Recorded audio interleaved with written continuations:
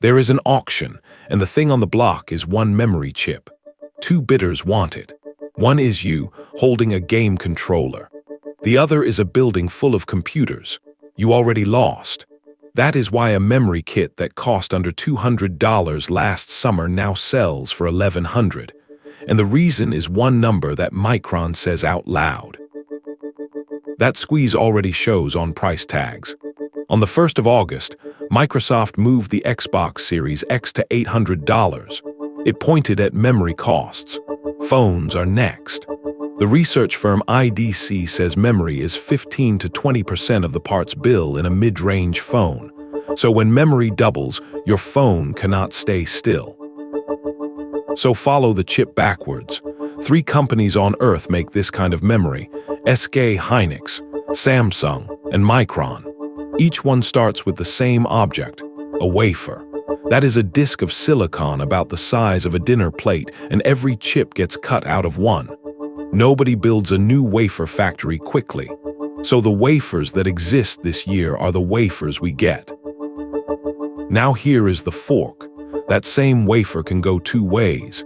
It can become the plain memory sticks that go in a console, a laptop, or a phone. Or the same chips get stacked into a tower up to 32 layers high.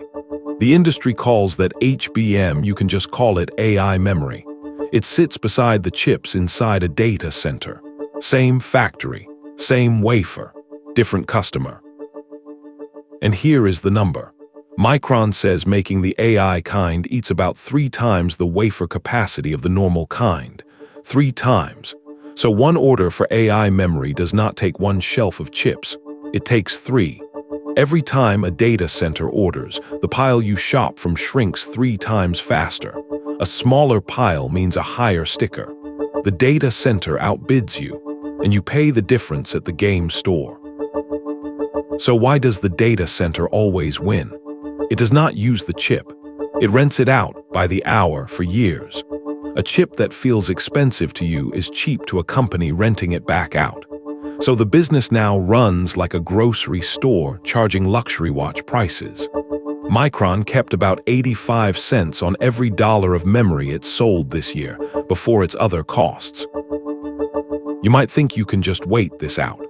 Micron has already sold its AI memory through 2027, and IDC says buyers now lock in memory 12 to 24 months ahead.